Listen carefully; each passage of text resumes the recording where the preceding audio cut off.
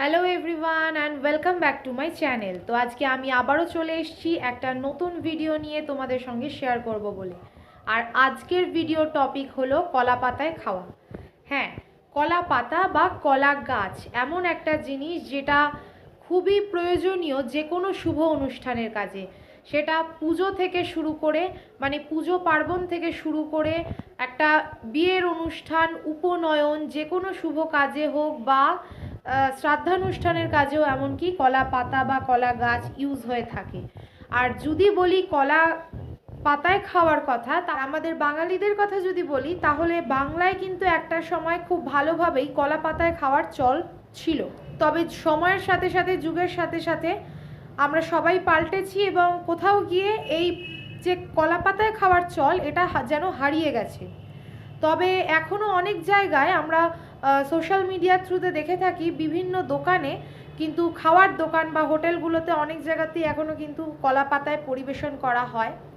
তো আর যদি এখনও কি হচ্ছে, যেটা নতুন ট্রেন্ডে এসছে, যে কোনো বিয়ের অনুষ্ঠানে ক্যাটারিং যারা করেন তারা কিন্তু অনেক সময় পিতলের থালার ওপর বা মাটির থালার ওপর কলা পাতা দিয়ে তার ওপর কিন্তু তারা খাবারটা পরিবেশন করে।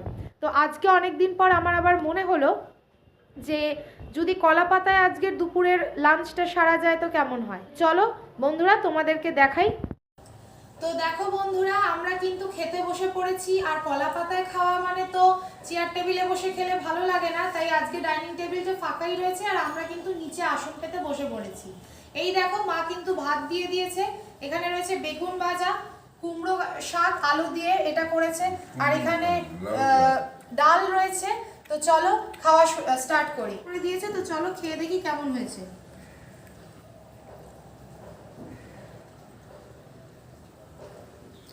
রান্নার স্বাদ যেমন হয়েছে ঠিক তেমনই কলা পাতায় খাওয়ার আনন্দটাও তার সাথে মিশে রয়েছে। অনেক দিন পর আবার ফিল করতে পারছি, সব মিলিয়ে দারুণ লাগছে।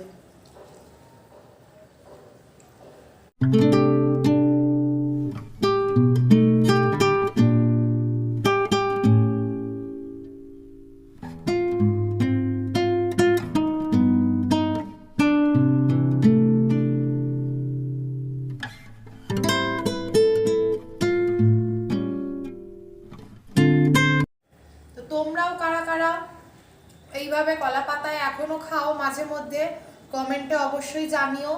আর যদি আমার এই ভিডিওটি ভালো লেগে থাকে তাহলে অবশ্যই একটা লাইক করো, আমার ফেসবুক পেজটাকে ফলো করো, আর আমার ইউটিউব চ্যানেলটাকে সাবস্ক্রাইব করো আর এইরকমই নতুন নতুন ভিডিও পাওয়ার জন্য।